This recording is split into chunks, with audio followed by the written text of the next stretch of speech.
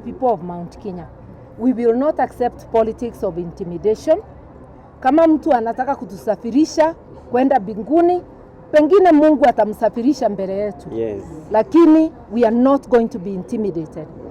And anybody who sends attack dogs to insult leaders asking how many votes we got, open the server. What are you fearing? Open the server. Open the server, we verify how many votes.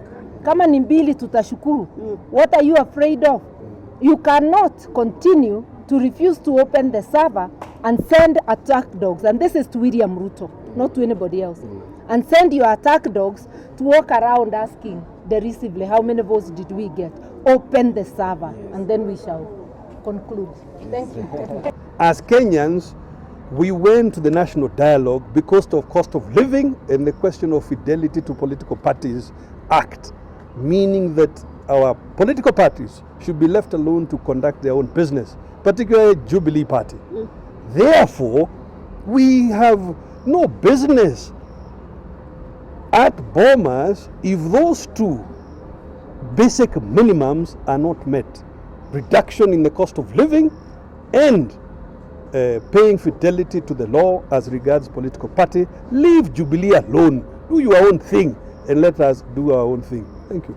And now the most important thing is Kikuyus to know that Ruto means no good for us. That is very important. Once that is known by us, then we will be able to do the next things, and we do not need to say it here. Very well. So there is no need of talking about that document if it's not addressing the cost of living, or why would we bother with it? If it is not addressing the invasion of Jubilee by UDA, what is the use of that document to us? We can continue managing ourselves the way you have done it. In any case, Ruto never intended it for good. He's been wasting people's time there. But we also have been using the time to organize ourselves, including many things like you have seen. Asante sana. Yes, we are planning ourselves. The bipartisan talks were a waste of time. It was a diversion of concentration, but we captured the matter very early. We were there to say we want more constituencies, we want Kiambu to be divided into several other counties, but we then later realized that this was just a diversion and time wasting. We are ready. We are going to the ground.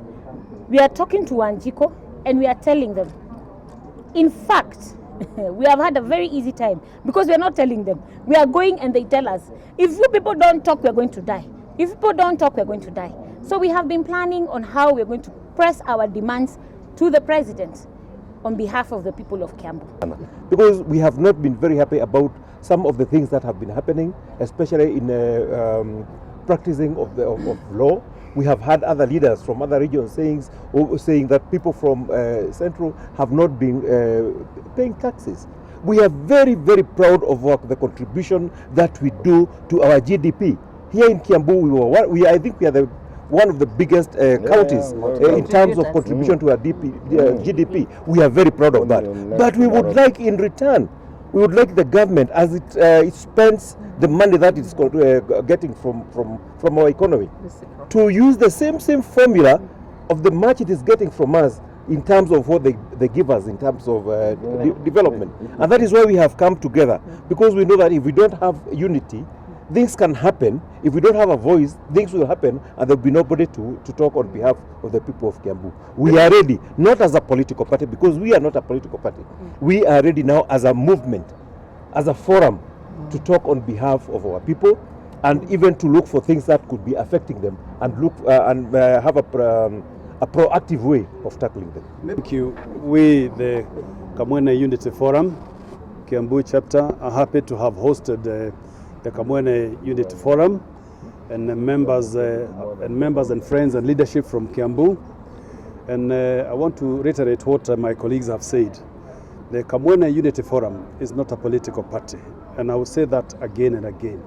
This is a coalition of like-minded persons, leaders and citizens of the Mount Kenya region who have come here to talk and articulate about issues that affect them within the Mount Kenya region. And we hope that those that are in charge of the servers are listening. It's not necessarily because we want election to be repeated. And even if they were to be repeated, so be it. But we want the servers repeated. Ndio ukweli ujulikane. And you can start to, we even talked about tax. because we are starting to realize that we are perhaps the most heavily taxed region in this country. And we feel very apprehensive and offended when a senior member of parliament, a senator, goes ahead to say that the Mount Kenya region has not been paying taxes and we should be taxed, and that we are the reason why this country has not been able to make progress. That is indeed an insult to the people of Mount Kenya.